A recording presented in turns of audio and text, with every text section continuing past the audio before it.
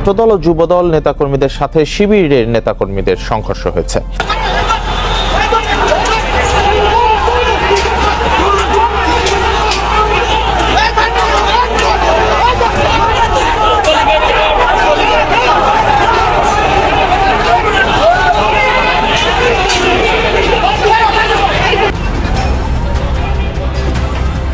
দর্শক বন্ধু, আপনারা এই মুহূর্তে দেখতে পাচ্ছেন ছাত্র শিবির আর ছাত্র দলের মুখোমুখি একটি সংঘর্ষ কিন্তু তৈরি হয়ে গেছে।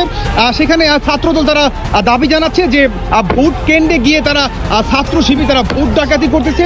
উল্টো দিকে একজন শিক্ষককে কিন্তু হাতে নাতে আপনার ধরে ফেলে ছাত্রদল। এটাকে কেন্দ্র করে কিংবা প্রতিবাদ জানানোর জন্যই ছাত্রদল তারা মুখোমুখি একটি সংঘর্ষের সাথে কিন্তু লিপ্ত হয়ে যায় ছাত্র শিবিরের সাথে।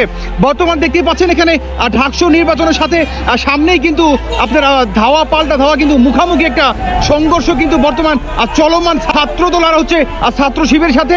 উল্টো দিকে বর্তমান পুলিশ প্রশাসন বিষয়টাকে নিয়ন্ত্রণে আনার চেষ্টা চালাচ্ছে, কিন্তু কেউ কিন্তু কারো কোনো কথা শুনতেছে না। উল্টো দিকে ডাকসুর এই নির্বাচনকে কেন্দ্র করেই ছাত্র শিবিরের একটি বিরাট একটি হামলা চালায় ছাত্রদলের উপরে।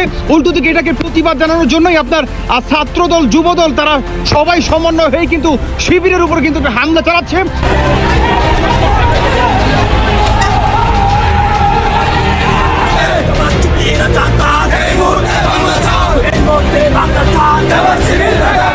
যে ভাই নির্বাচনী পরিবেশ নিয়ে কোনো অভিযোগ আছে কিনা, আমি খুব হেসে খেলেই বলেছিলাম যে আর কোনো অভিযোগে যেতে চাই না, আর কোনো নেগেটিভিটি চিন্তা করতে চাই না। আমরা গণতন্ত্রকে উদযাপন করতে চাই। এই ঢাকা বিশ্ববিদ্যালয় থেকে গণতন্ত্রকে রোল মডেল হিসেবে বাংলাদেশে আমরা প্রতিষ্ঠিত করতে চাই। কিন্তু দুপুর গড়ানোর পাশাপাশি আমরা অভিযোগ পেয়ে আমি কেন্দ্রগুলোতে গিয়েছি, লোকেয়া হলেও দেখলাম প্লটে পূরণ করা ছিল। ঠিক একই অভিযোগ আমার 21 হলে ঘটেছে। আমি নিজে গিয়েছি, তারা সেটা স্বীকার করেছে, কিন্তু কিভাবে ঘটেছে সেটা তারা জানে না। বিভিন্ন শিক্ষার্থীরা এগুলোর প্রতিবাদ জানিয়েছে এবং অনেক শিক্ষার্থীরা এগুলো পোস্ট দিচ্ছে। নির্বাচনে কারচুপি হচ্ছে স্পষ্টতভাবে এই অভিযোগ প্রশাসন পেয়েছে। একটু আগে দেখলাম নয়া দিগন্ত নিউজ করেছে, মেইনস্ট্রিম মিডিয়া।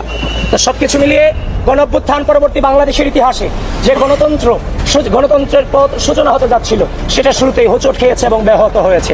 বিশ্ববিদ্যালয় কর্তৃপক্ষ আমাদেরকে পারমিশন দিয়েছে, এটা কেন হচ্ছে আমরা ধরে নিয়েছি সামথিং রং, কোনো ঝামেলা আছে ভিতরে, তাহলে কেন আমাদেরকে ঢুকতে দিচ্ছে না? আমাদের দায়িত্ব। আমি আন্তর্জাতিক মানবাধিকার সাংবাদিক সংস্থার মহাসচিব, আমি মোহাম্মদ একরামুল্লাহ। আমি এই হলে বাধাপ্রাপ্ত হয়েছি, আর সবগুলি জায়গায় আমি কেন্দ্রগুলি আমি অবজারভেশন করে আসছি। এটা কেন হলো এটা আমি অবশ্যই জানতে চাই দ্রুততম সময়ের মধ্যে এখানকার দায়িত্বরত প্রক্টরের কাছ থেকে। প্রক্টর নিজে আমাকে বলছে যে উনি দেখে এসে আমাকে জানাবে। কেন দেখে এসে জানাতে হবে? তার মানে সামথিং রং, কোনো ঝামেলা হতে পারে, এটা আমরা মনে করছি। এটা কি না মানে আমি কোনো এটা নিয়ম জানি না, আমি এটা করে জমা দিয়ে দেবো, এটাই আর কিছুই না। আচ্ছা, একটু আসেন তো দেখি। ব্যালট পেপার বাইরে গিয়ে হচ্ছে আমরা দেখলাম, করলাম উনি। আমি দাগাচ্ছি বাইরে গিয়ে, শুধু ওনাকে দেখলাম যে উনি বাহিরে ব্যালট পেপার নিয়ে বাইরে ব্যালট পেপারগুলো নিয়ে দাগাচ্ছেন।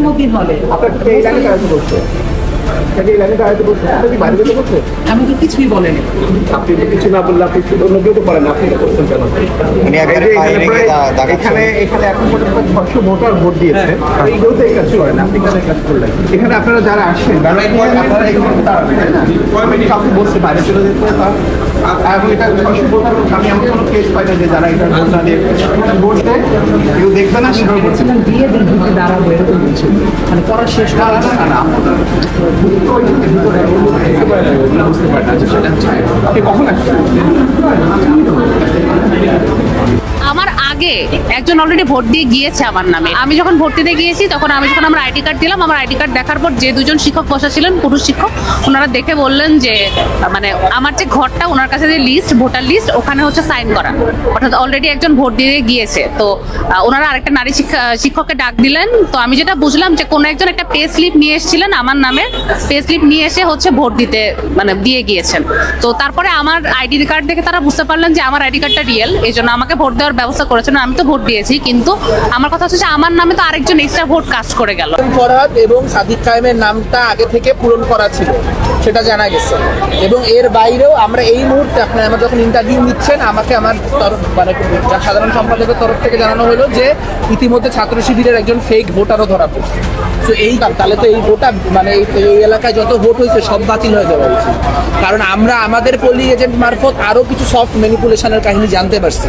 আমরা জানতে পারছি আমাদের পোলিং এজেন্ট যখন ভিতরে ভোট দিতে ঢুকছে তখন সেখানে আগে থেকে পূরণ করা দুইটা অন্য কাগজ ছিল, যে একটা কাগজ হচ্ছে পুরাটা শিবিরের প্যানেলের কাগজ, আর একটা কাগজ হচ্ছে সম্পূর্ণরূপে ছাত্রী সংস্থার কাগজ, রোকেয়া হলের হল সংসদের জন্য। তো এগুলোও তো সফট ম্যানিপুলেশন। মনে করেন আপনি পূরণ করতে ঢুকছেন, আপনি জানেন না আপনি কি পূরণ করবেন, বা আপনার একটা দুইটা নিয়ে আপত্তি আছে বা আপনার অনিশ্চয়তা আছে, তখন আপনি যখন এটা দেখবেন আপনিও তো সেভাবে পূরণ করে দিবেন। তার মানে গোটা ক্যাম্পাসে এই জিনিসটা হচ্ছে। 21 হলের ক্ষেত্রে আমরা এই কাহিনী দেখতে পাইলাম, রোকেয়া হলের ক্ষেত্রে এই কাহিনী। দরকার না, তুই বল, মানে তুই যা দেখছিস তাই বল, তুই আমাকে যা বলছিস। টেবিল নাম্বার 1 থেকে টেবিল নাম্বার 1 থেকে আমাকে যে ব্যালট পেপারটা দেওয়া হচ্ছে, মাস্টার ব্যালট পেপার কেন্দ্রীয়তে, তারপর 1-এ সাদিক ভাই আর হচ্ছে ফরহাদ ভাইয়ের অলরেডি কথা মানে এটা ব্যালটটা, আর আমি দেওয়ার আগে ওটা ফিল আপ করা। তারপর বাইরে ম্যামকে জানাইলাম, তো ম্যামরা আমার কথাটা চেঞ্জ করে দিতে আসছে, তো ওটার পরে ম্যামরা কাজ করে দিচ্ছে। বাকি ব্যাপারটা কোনো সমস্যা ছিল না, ওটাতে সমস্যা ছিল। ম্যামরা পরে কি বলছে? ম্যামরা কি বলছেন? তোকে না অনেক জিজ্ঞাসাবাদ করছে, কোয়েশ্চেন করতে, ওরা জিজ্ঞেস করতে চাইছিল না, ওরা ভাবতেছিল যে আমি নিজে ক্রসে এতটা চাচ্ছিলাম না, কারণ আমি তো কোনো দল করি না, আমি বেরোবো, ঠিক আছে। আমি তো হচ্ছে কি বলে আমার পছন্দের প্রার্থীকে যখন ভোটে যাচ্ছিলাম তখন কোনো দেখি আমি দেখি অলরেডি পথ দেওয়া আছে ওই পথে, তো তখন আমি সঙ্গে সঙ্গে বেরোই নামতে দেখাই। পরে কেন সাপোর্ট করছে যে ওর টাইমে তো হয়েছে এটার জন্য, তো ম্যামরা হচ্ছে আমাকে একটা গল্প পাচ্ছি, ওটা থেকে মাস করে দিচ্ছিল। তারপর সবাইকে বলছে দেখার জন্য যে কোনো কারো কারোকে কষ্টটা দেওয়া না। ঠিক আছে দোস্ত, আচ্ছা তাহলে ঠিক আছে। আচ্ছা রোজ কোনো সমস্যা নাই,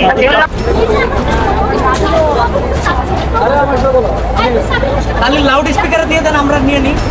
আচ্ছা নাম প্রকাশ করতে পারবে না, ঠিক আছে, নাম প্রকাশ করতে থাকেন, লাউড স্পিকারে ফোনটা লাউড স্পিকারে দেন, ফোনটা লাউড লাগান না, মোবাইল লাগান না আপু, লাউড থেকে নেই, থেকে না। ঠিক আছে, আচ্ছা দর্শক বন্ধু, আপনারা দেখতেই পাচ্ছেন এখানে পাল্টা ধাওয়া কিন্তু একটা চলমান ঢাকসু নির্বাচনের সামনেই। উল্টো দিকে পুলিশ প্রশাসন কিন্তু বর্তমান কোনো কাজেই কিন্তু আসতেছে না। উল্টো দিকে আপনারা আরো জানেন যে ছাত্র দলের পক্ষ থেকে তারা আরো একটি বার্তা দেয় যে বর্তমান এই জামাত শিবির রাজাকাররাই কিন্তু ঢাকসু নির্বাচন তাদের হাতে নেওয়ার জন্য একটা বিরাট পায়তারা কিন্তু চালাচ্ছে। সামনে অন্তর্বর্তীকালীন সরকার ফেব্রুয়ারিতে নির্বাচনকে ঘোষণা করে, সেটাকে কেন্দ্র করে এই ডাকসু নির্বাচনে যদি তারা বিজয় হতে পারে তাহলে সামনে নির্বাচনকে কেন্দ্র করে তারা আরো বড় ধরনের একটা ভোট ডাকাতির কিন্তু একটা পায়তারা চালাবে, এবং এটাকে আমরা রুখে দেওয়ার জন্যই কিন্তু বর্তমান রাজপথে নেমে আসছি। বর্তমান এই ঘোষণা কিন্তু বর্তমান ছাত্র দলের পক্ষ থেকে তারা প্রতিনিয়ত দিয়ে যাচ্ছে। একজন শিক্ষককে কিন্তু হাতে নাতে ধরে ফেলে ছাত্রদল, যে ছাত্র শিবিরের হয়েই তিনি বর্তমান ভোট ডাকাতির জন্য শিবিরকে কিন্তু সহায়তা করতেছে। দর্শক আপনারা দেখতেই পাচ্ছেন এখানে ধাওয়া পাল্টা ধাওয়া কিন্তু একটা আক্রমণ বর্তমান চলমান। উল্টো দিকে বর্তমান ছাত্র দলের পক্ষ থেকে তারা আরো একটি স্লোগান দিচ্ছে যে ছাত্র শিবির আর হচ্ছে জামাত এরা হচ্ছে রাজাকার, এই রাজাকাররাই বর্তমান আমাদের বাংলাদেশ থেকে একটা জঙ্গি দেশে পরিণত করার চেষ্টা চালাচ্ছে। উল্টো দিকে এটা প্রতিবাদ জানানোর জন্যই বর্তমান ধাওয়া পাল্টা ধাওয়া কিন্তু বর্তমান চলমান ঢাকসু নির্বাচনের সামনে দেখতে পাচ্ছেন এখানে অহরহর মানুষের কিন্তু একটা ভিড় কিন্তু চলমান। এখানে উল্টো দিকে গুলি পর্যন্ত কিন্তু ছড়া হচ্ছে শিবিরের পক্ষ থেকে ছাত্রদলকে কেন্দ্র করে। দর্শকরা দেখতেই পাচ্ছেন এখানে ধাওয়া পাল্টা ধাওয়া।